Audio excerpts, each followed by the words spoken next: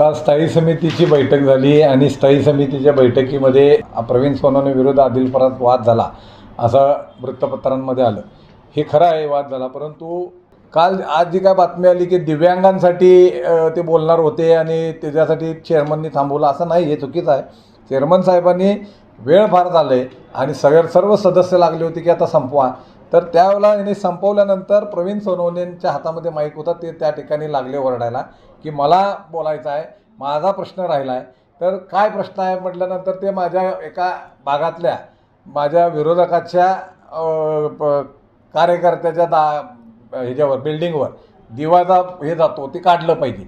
ह्यांनी सांगितले की तो वैयक्तिक हे आहे, आपण बसून संपूया असं काय. परंतु त्यांनी सांगितले एवढी घाई गडबड काय जाऊन आता सगळे प्यायलाच बसणार आहे.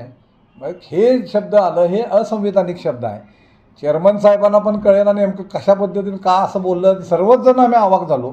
मी सिनियर असल्यामुळे मी त्यांना सांगितलं की हे तुम्ही शब्द चुकीचं वापरताय प्रवीण, ह्याच्यात तुम्ही शब्द मागं घ्या आणि दिलगिरी व्यक्त करा.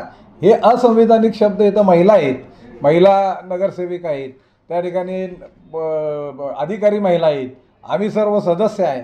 तर ते त्या बाबतीमध्ये मान्य करायला तयार नव्हते. त्यांची भूमिका होती, होय मी बोललो आहे, मी काय माघार घेणार नाही, माझ्या दमावर बोललो आहे, माझ्या हिमतीवर बोललो आहे, अशी त्यांची भाषा आल्याने 5 मिनटं ही चर्चा सुरू असताना अमर समर्थ नावाचे काँग्रेसचे नगरसेवक देखील त्यांना समजावून सांगायचा प्रयत्न करत होते. परंतु त्यांनी ऐकले नाही आणि त्यातून हे वाद झाला. परंतु माझी भावना एवढीच होती की ते असे जर शब्द टाकायची जर आपली परंपरा सुरू झाली तर हे सभागृहासाठी उचित नाही आहे.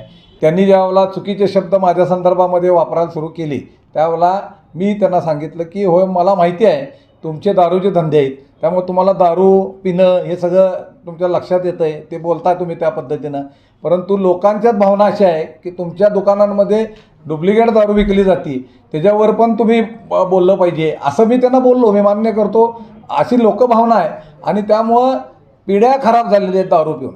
अनेक पिढ्या दारूच्या नशेमध्ये बर्बाद झालेले आहेत आणि म्हणून मी त्या उद्देशानं बोललो असेल तर त्या जे काही ते जे सांगतायत तर त्याला तिने जर एका शब्दावर सांगितलं असतं की माझी दिलगिरी आहे तर हा विषयावर पडला असता. परंतु ते कोणत्याही परिस्थितीमध्ये मान्य करत नाहीत. आज देखील त्यांची स्टेटमेंट जे होतं त्यामध्ये देखील त्यांनी बोलले असते तर आज आम्हाला ही पत्रकार परिषद घ्यायची गरज नव्हती. तर हे चुकीचं होतं आणि एकंदरीत कुठंतरी राष्ट्रवादीच्या गटनेत्याला टार्गेट केलं जातं का अशी देखील लोकांनी मला आज फोन करून चर्चा केलेली आहे.